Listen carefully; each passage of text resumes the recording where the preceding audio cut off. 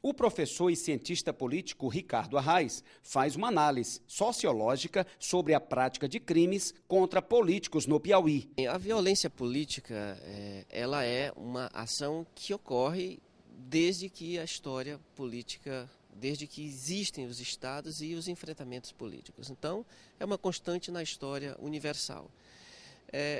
No Piauí, especialmente nas cidades menores, em que as contendas tendem a ser praticadas entre poucos grupos, no máximo 2, 3 grupos políticos, essas contendas tendem a ser mais emocionais, né? E a política tende a ser mais pragmática. Então, o grupo perdedor ou o grupo que está no poder, eles lutam por recursos poucos e lutam por poder de uma maneira mais pragmática. Então, as disputas políticas se tornam mais frequentes e mais apaixonadas. Nesses casos, aquela máxima da política de que a guerra é a política por outros meios se torna mais visível. Em Altos, César Leal foi atingido por vários tiros e não resistiu aos ferimentos. Depois de alguns anos, a filha dele, Patrícia Leal, tornou a colocar a família no poder. Hoje é prefeita do município. No Sul, mataram o prefeito de Redenção do Gurgueia, Joaquim Fonseca, em 1982. A região valenciana foi marcada pelo assassinato do ex-prefeito Manuel Portela. Ele foi morto no bairro Parque Piauí, na zona sul de Teresina, no dia 11 de dezembro de 1996, 8 dias antes da diplomação dele como prefeito eleito. São 16 anos. Os familiares ainda lutam para ver o verdadeiro assassino atrás das grades. Então, a família faltou terra nos pés. É uma dificuldade para o município, criou-se uma situação para a família e para o município de desespero, de dificuldade, de tudo. E nós sentimos isso até hoje e ficamos tristes com esses casos que acontecem até hoje, porque são pais de famílias que são executados por interesses políticos, né? Isso é que nos deixa inconformados, porque o interesse é político. A família que perde um ente querido, da maneira como nós perdemos o nosso, tem 3 caminhos a seguir. Ou não faz nada, deixa aí para Deus tomar de conta, ou vai tentar fazer de forma errada a mesma coisa, ou então procura a justiça.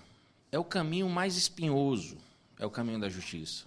E essa é a nossa esperança, que a justiça faça alguma coisa. No norte, ficou marcado o assassinato do prefeito Raimundo Marques, de Luzilândia. Na região de Picos, assassinaram recentemente o vereador Titico durante uma discussão numa festa e o ex-vereador Emídio Reis. O corpo dele foi encontrado no matagal. A polícia ainda não conseguiu prender o assassino.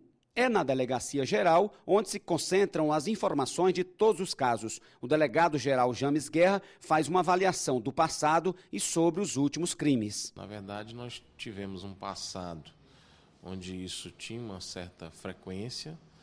Hoje, nós tivemos, esses últimos meses, alguns episódios individualizados, especificamente 3 deles, né, todos relacionados com aquela região de Picos, onde os autores de um homicídio de um vereador foram presos, um outro ex-vereador, né, foi assassinado no estado do Ceará, portanto a investigação cabe lá, e tivemos o homicídio de um ex-vereador ali na região de São Julião, que está em apuração. Então, a gente vê esses dados assim, mas sem conhecer bem a fonte, como é que se conclui isso, né?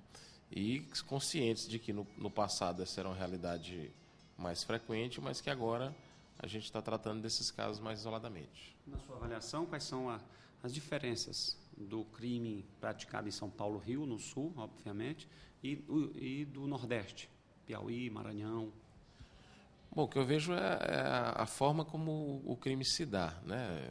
Quando isso se dá em estados como São Paulo, Rio, Minas, se dá normalmente por uma execução seguida de tortura, alguma coisa desse tipo.